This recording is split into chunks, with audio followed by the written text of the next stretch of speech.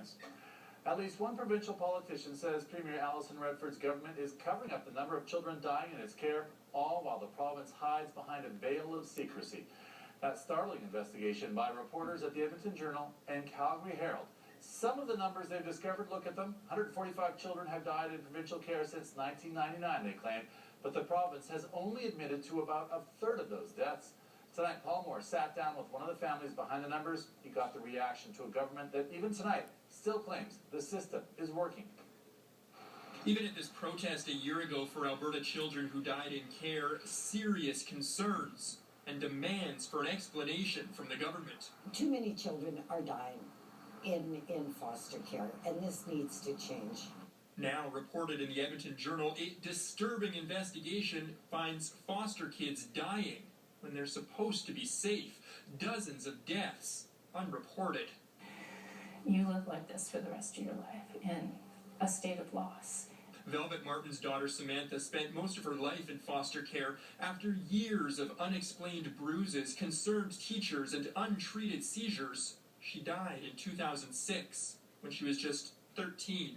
A lot of us blindly trust that these authorities are benignly out there looking after the best interests of our children, and it's a really wide awakening to find out that that's not necessarily the case. It's just not good enough. In the legislature, everyone talking about the new numbers. The government said all deaths of children in care have been reported, but only since last year. What wasn't reported before were children who died of natural causes, of medical causes, or accidental deaths. They still would have been reported to the medical examiner's office, and the medical examiner's office would have determined whether or not there was a need to go forward. And from the opposition, outrage and calls for change. Why is your government trying to cover up the deaths of 145 children? Instead of fighting requests for information from the opposition, from the media, from other groups, will the minister commit to a public inquiry? How can Albertans possibly trust you?